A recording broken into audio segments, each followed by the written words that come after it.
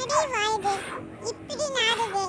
எனக்கு இந்த உன் வாய் நாடுறது கூட பிரச்சனை இல்லை. ஆனா என்ன விட்டுட்டு சிக்கன் பிரியாணி போய் சாப்பிட்டு பாரு. அதுதாண்டி அந்த ஸ்மெல்ல மட்டும் என்னால கேட்டேன்டா, அவ்வளவுதான். எனக்கு இப்பவே சாப்பிடணும் இருக்கு.